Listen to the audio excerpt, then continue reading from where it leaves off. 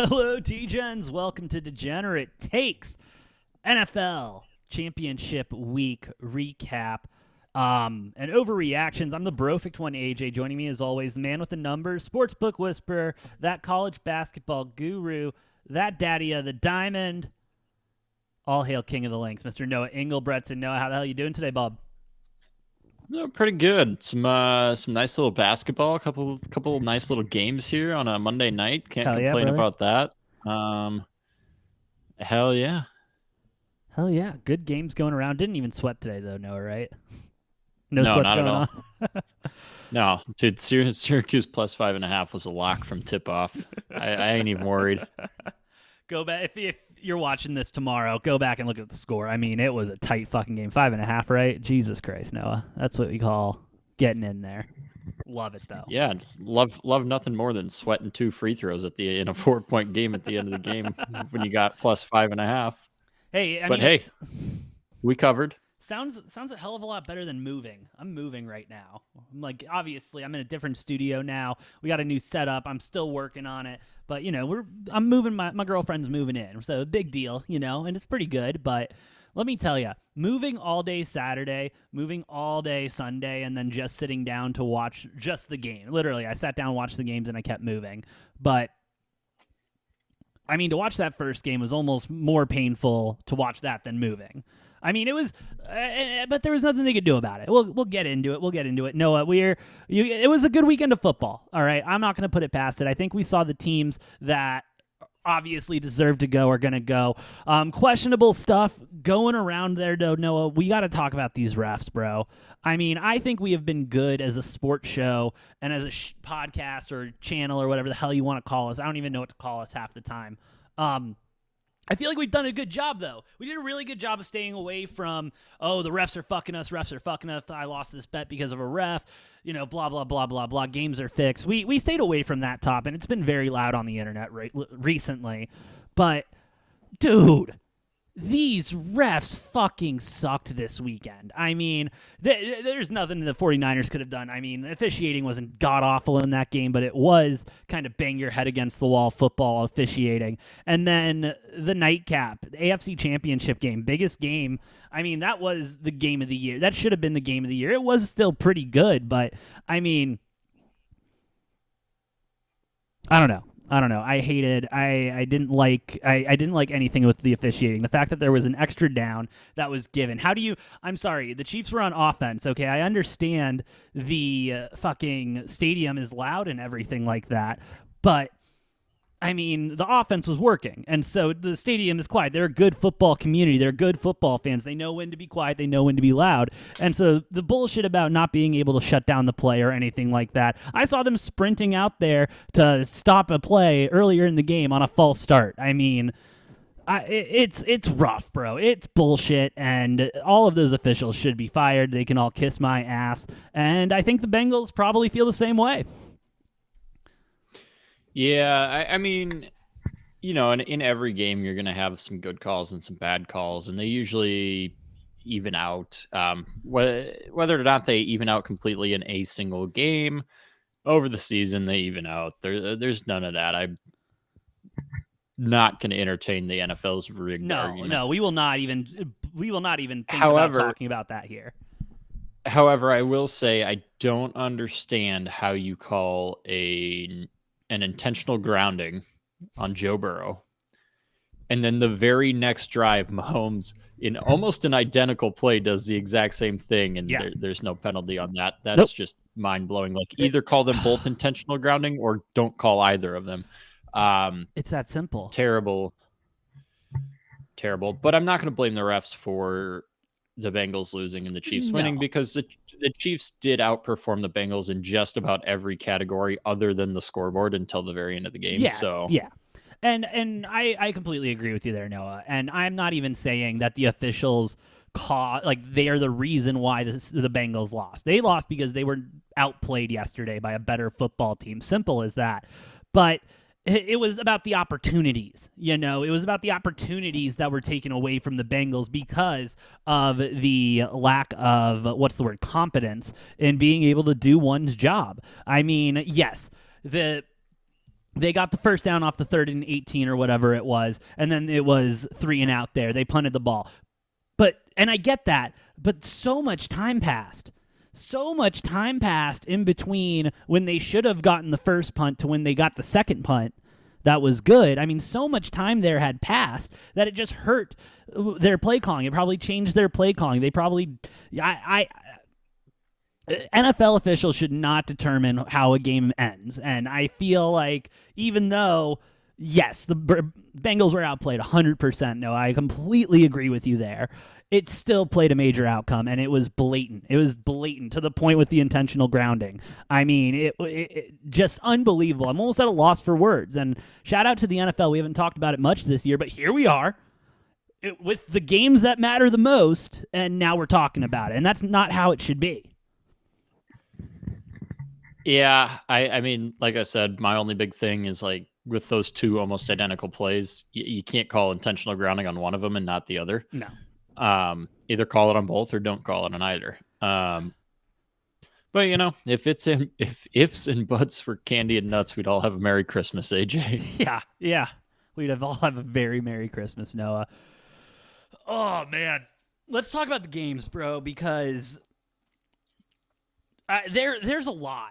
And I mean, there's not only just about the games, but now we know who's going to the Super Bowl. Shout out to the Eagles. Shout out to the Chiefs. Congratulations. Good seasons from the both of you. Can't wait to deal with Philly fans and KC fans running around my city, brother. No, seriously, though. Pull me over. Have a drink. Let's do it. Let's have a good time. I got that Friday off, by the way, so let's fucking party, Noah. Hell yeah. Hell yeah, brother. Waste management. That'll be great. Look for content to come. 49ers Eagles. I mean, Jesus Christ. Adam Schefter, and I hate the guy, but he put it, I think, the best way today. The 49ers season was the story of injured quarterbacks. I mean, Trey Lance week 2, Jimmy G week, 15, 14, and then now Brock Purdy with a diagnosed torn UCL in his elbow. So he probably really could not throw the ball whatsoever and was trying his damnedest to do it and trying to grip that ball.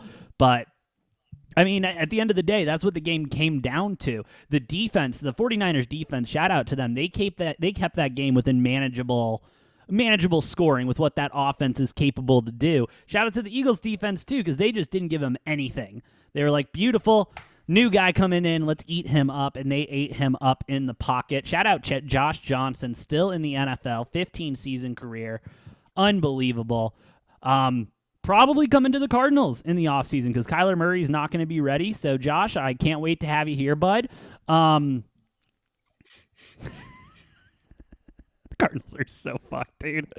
It's like every piece of news that comes out, I'm like, what's next? Okay, anyway, I can rant about them later. But what do you think about this is more about the Eagles. What do you think about the Eagles? I think damn, bro. The Eagles looked fucking good yesterday. It was unbelievable. Yeah, and you know, a lot of the news headlines about Jalen Hurts and how good he's been playing, but I think the unsung hero of both the offense and the defense for Philadelphia are those linemen. Shout out to the big guys there. Oh, they are killing it in there. That offensive line is easily the best in football. That defensive line, very underrated, under talked about how much pressure they're able to get.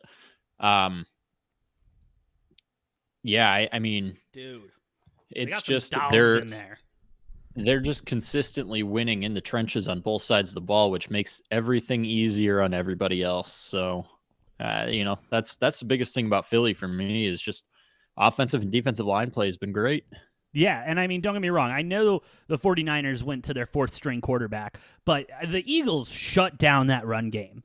They were like, we are not doing this today. You guys are not doing this run back and forth and bullshit. We are going to tackle you, and we're going to tackle you for a loss. The Eagles are just such a well-oiled machine. Shout out to Sirianni getting it figured out there in Philly after a couple of just miserable years for that Eagles organization. Well, and then on the flip side, that offensive line broke open plenty of big holes in the run game against San Francisco, assholes. Who was, you know, supposed to be the number 1 or 2 run defense in the league. They didn't look like it. And, they protected Jalen Hurts. I mean, you got some nasty pass rushers on San Francisco's D line, and they weren't getting hardly any pressure at all. No pressure at all. It was, I mean, Jalen Hurts could, literally, I remember one play, 4-man rush, but he was just sitting there.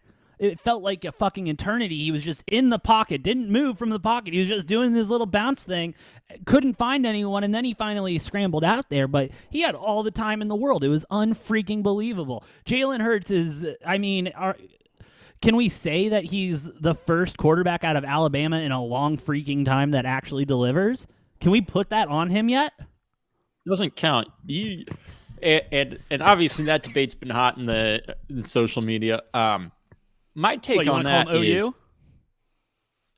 well, yeah, Alabama only benched him in a championship game, and then he came back to be the backup the next year before he finally transferred. So, Alabama showed him no love. You don't get to claim him now. All right. Plus, that goes against my narratives that Alabama quarterbacks suck in the NFL. Because they do, and they forever will. And Jalen Hurts, Boomer Sooner. Let's go. We're dubbing him a Sooner on this show, right? Yeah, like I said, you don't get to claim fandom and claim alumni or whatever. Fine for your school for a player when your team benched him in a championship game and then he played backup the next year before transferring and then winning a Heisman at a different school. So then, fine. Can we then say that Jalen Hurts is the first quarterback out of OU in a long time that hasn't been a disappointment to the league? Sure. Shout out, Jalen. Congrats, bro. Freaking killing it. I mean, damn. Damn. That's all I got to say. I mean, let's do that. What's it called? The, oh, you don't know wrestling. Never mind. But damn. He's a fucking football player. 15 for 25, though, Noah. Does that concern you at all? No. That San Francisco defense is like the second best defense in the NFL. But he only rushed for 39 yards on 11 carries, bro. And only rushed for 1 touchdown. I mean. Yeah, but that game wasn't even close. Not even a little bit. Dude, I love this Eagles team. I'm really liking this Eagles team. I think they're a great representation of the NFC. And I mean, earlier this year, Noah, we were talking about how I think before the season started, it was like our preview show or something like that. We can go back and look. But we were talking about how AFC, I mean, you got the Bengals, the Bills, the Chiefs, and a couple other teams that they are hot. They are contenders. They can make a run. And the NFC, we were kind of scratching our heads like, Packers, sure, Rams because they just won one. But, I mean, now here we are with the Eagles, very strong opponents for the Chiefs coming into the Super Bowl. And, I mean, we'll get into picks and everything later. We'll talk a little bit more about it. Let's wrap up on the 49ers, though. What do they do at quarterback? I have already said they should have never moved off of Jimmy G. And now, how are they going to get rid of him? Like, who? G? Yeah. I mean, his contract's up. Yeah. I believe he's a full free agent, too, not like a restricted one or anything. Yeah, so somebody gets to go sign Jimmy Garoppolo, who's still a very serviceable quarterback, as we were saying like a week or two ago, or as I was saying. I'm like, he's a top 20 guy. There's not 20 quarterbacks in the NFL that are better than Jimmy Garoppolo. No, there might be 15, but there's not 20. So he's serviceable. Somebody should have him as a starter. I don't know who that somebody is, but somebody should be starting him at quarterback. And if you're the 49ers, I hate the 49ers, so I think it's hilarious, but now they've got 2 guys who are going to be coming off of serious injuries fighting a quarterback battle. 2 young quarterbacks off injury. Inexperienced. Fighting. Yeah. I mean, this team was ready to roll, and you heard, what the hell? Why am I forgetting his name now? George Kittle in the press conference talking about, it pisses me off. We lost because we didn't have a quarterback. And, I mean, I don't know if he would be stoked on letting another one develop when he's in his prime. All these guys are in their prime. They're ready to roll. Okay, though. I think this is a sellout season. I hated that, though, because what was the final score of that game? What was the final score of that game? Final score, because we didn't say it, 31-7. Yeah, so if they had a quarterback, they might have lost 31-14 instead. That's not the reason you lost George Kittle. Calm down. I know it's a factor, but You got outplayed. You got outplayed regardless. If Brock Purdy's healthy that entire game, maybe you lose 31-14. Maybe, but we'll never know. I think Jimmy G goes to the Jets. I know a lot of news sites, if No. Brady leaves, they have him going to the Bucks. I hate that matchup there. I think the Jets, because that's what they're looking for. They're going to be looking for a mid-tier veteran quarterback who can get Zach Wilson ready, because they still want to make Zach Wilson the franchise. He just needs to grow the fuck up. But no, get Jimmy G in the building. Let him show how it's done. He's been to a Super Bowl. He's been in the playoffs. I mean, he can show you how to get it done. And that Jets team, I mean, we saw what Mike White could do with them. Could you imagine what Jimmy G could do? I don't know, though. I mean, I don't like that because Jimmy G's a game manager and Zach Wilson's a big play, heavy weaponry, just like, Yeah. I'm going to make some bad. He's like, he plays like Brett Favre. Zach Wilson does. That's fair. He plays like Brett Favre. Would he steal from the poor? Well, I didn't say he acts like Brett Favre. I said he plays like Brett Favre, AJ. Okay. Oh, you have no idea how long I've been trying to work that shot in there. He is awesome. I love Brett Favre. That guy is something else. Oh, man. Anyways. Maybe we get Brett Favre in the building so he can show Zach how it's really done, No, that's probably not the best idea. But I don't know. I think Jimmy G, he would set the tone. He came from the Patriots. He now is with Shanahan, who seems like he runs a very tight ship as well, and be good for the kid. Be good for the kid. Like sending your dog to training,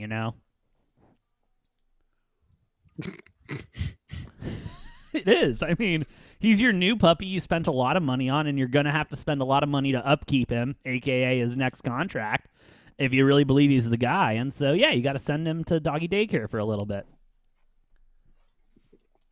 Okay. Well, probably enough on Zach Wilson. Yeah, let's talk about the games this weekend, Noah. Bengals Chiefs, that was the nightcap. Again, weird not having Sunday Night Football on NBC with Tirico and Collinsworth, I guess. Dude, Bengals Chiefs, hell of a game, 2023.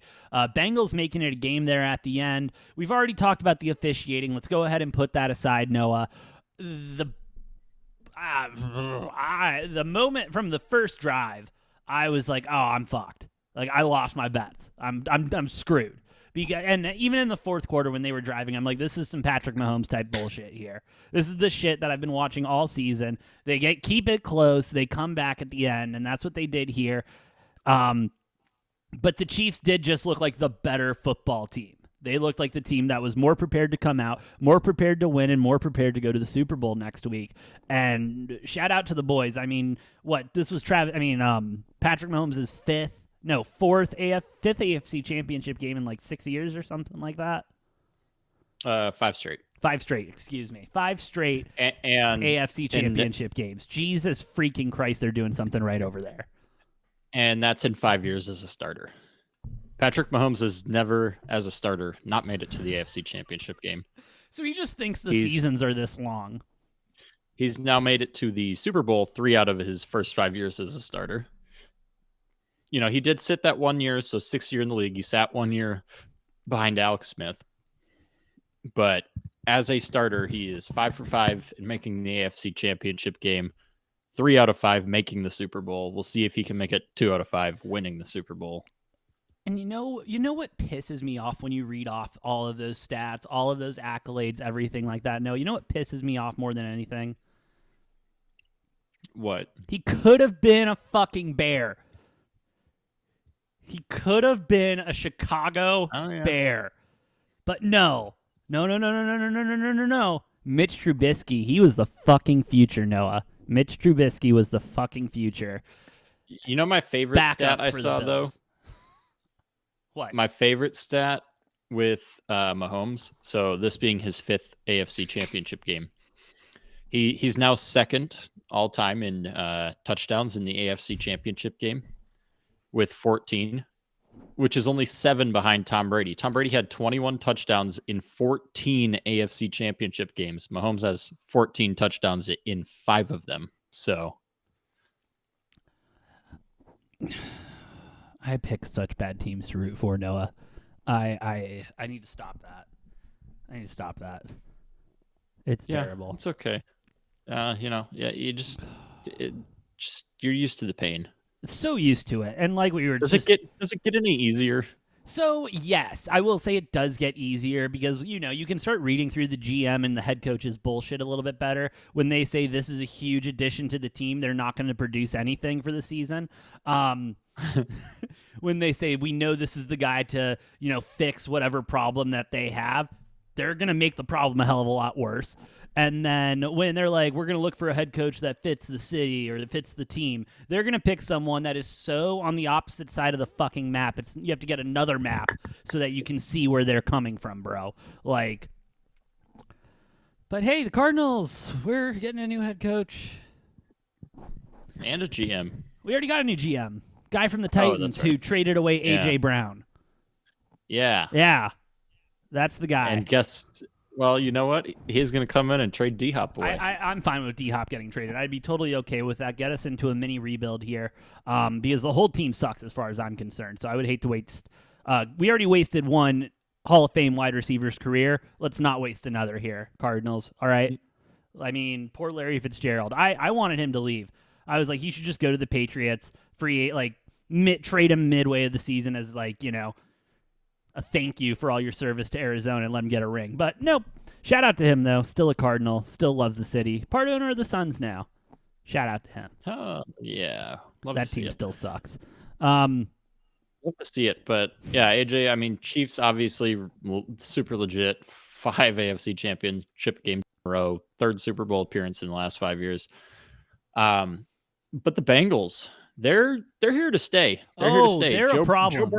They're a problem. Joe Burrow was spot on when he got asked earlier this season about how long he thinks their window is in Cincinnati to win the Super Bowl, and he said, "As long as I'm here and I'm playing, my entire career, that's the window." That's the window, and I believe he him. was not lying. He is that dude. He is that dude. I mean, he is. He is the guy. When you think, okay, I want an NFL quarterback, the Joe Burrow, Patrick Mahomes, those are the two guys you're thinking of there. Calm, cool, collected, great under pressure, amazing arms, amazing football IQ. I mean, they are literally create a character 100-point quarterback. You know what I mean? Yeah. If you had to pick between the two of them right now, contract and everything included, who are you building the franchise around? Oh, damn. I would probably go with... Oh, that's fucking hard, Noah.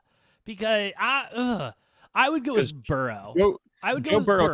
Keep in mind, contract included, you got, 1 or 2 more seasons you gotta don't really have to, or you don't have to pay him a shit ton, but they'll pay him this year. They'll pay him this year. One. They're going to pay him this year.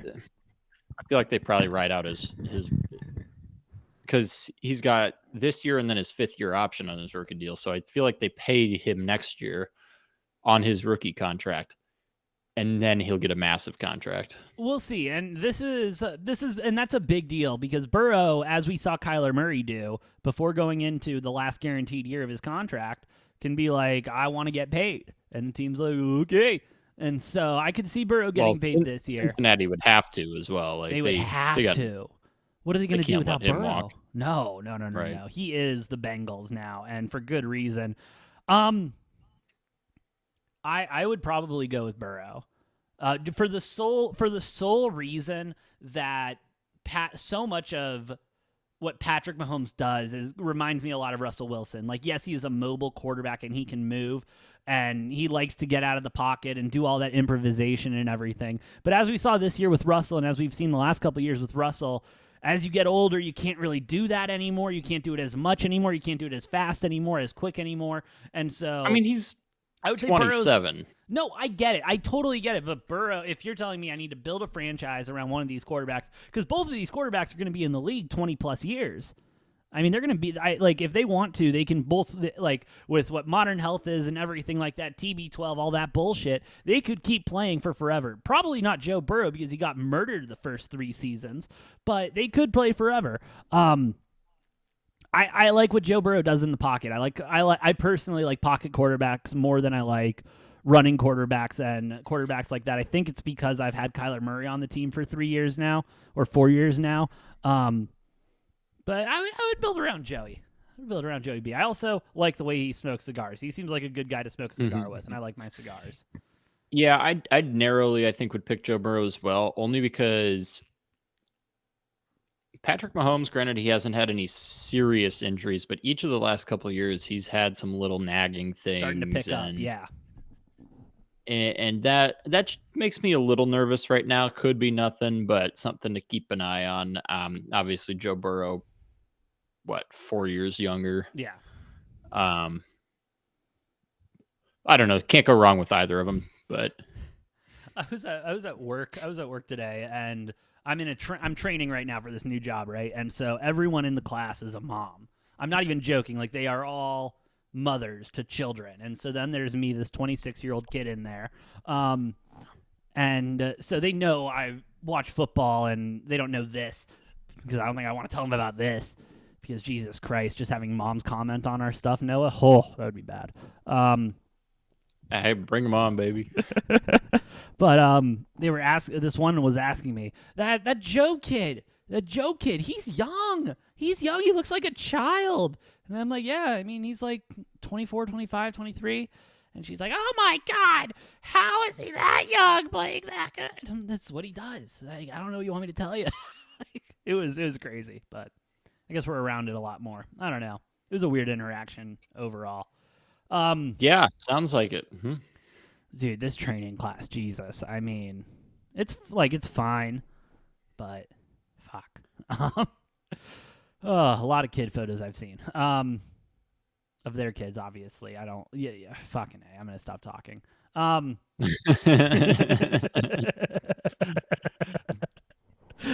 not saying that's what I was waiting for, but anyway, so yeah, the Bengals are going to be an issue for a lot longer than anyone I think really know. Like Joe Burrow, he broke, I feel, that stigma around a first-time quarterback making it to the Super Bowl and having a down year and then just kind of falling off. Shout out Joe Flacco. But, you know, Joe Burrow's here to stay. He completely put to bed any doubts that last year was a fluke. Yes. It wasn't a fluke. No. This is a damn good football team. And Joe Burrow's a damn good quarterback who's got that it factor. He seems to play best in the playoffs. It's crazy. It's insane. It really is unbelievable. They won, 10 of their last... They won the last 10 games or something like that in a row or whatever? Or 10 in a row before this. Niners were 12 in a row. 12 in a row. Bengals were 10. Bengals were 10 in a row, yeah. Anyway, Chiefs. All right, let's get into it a little bit. Chiefs, Eagles. That's not the Super Bowl I wanted, but I mean, it's the Super Bowl we're going to get, and I think it's going to be a damn good game, Noah. You got, this Eagles who they have this high power, high octane offense when they want to use it, but when they get ahead, they like to just ground and pound, and they still are beyond productive doing that. But on the other side, you got the Chiefs. You got the fucking Chiefs with Patrick Mahomes, who we literally were just singing the praises of for the last 10 and a half minutes. I mean, this is going to be an absolute slobber knocker. I think this is going to be a close game. The line's reflecting that. It opened up Eagles 2.5 favorites. It's down now to 1.5 after only being on the books for probably 24 hours. And so I think we're going to continue to see a lot of line movement there. I think it's going to end at a pick 'em, Noah. Where do you think the line's going to end come kickoff on Sunday? I think the Eagles by a point or two. That's fair. This will be. It's not gonna get to 3 points in either direction. No. So you're probably best off if you're betting this game, just taking whoever you think is gonna win on the money line. Honestly, I mean, and you're going to get a good price on the money line. Let me see where it's posted right now. But, I mean, you're going to get maybe a minus 175, minus 130 for the Eagles right now, plus 108 for the Chiefs. I mean, you're getting a fair line on both sides. This is going to be one of those games, especially with so much time leading up. Whichever team you like, you just take them like you said, Noah. But then if you like if a number pops up that you really like, just take it then, take it there. Because you might not get that number again and have to pay a juice on it if you want it come kickoff, right? Or am I putting too much into the line moving?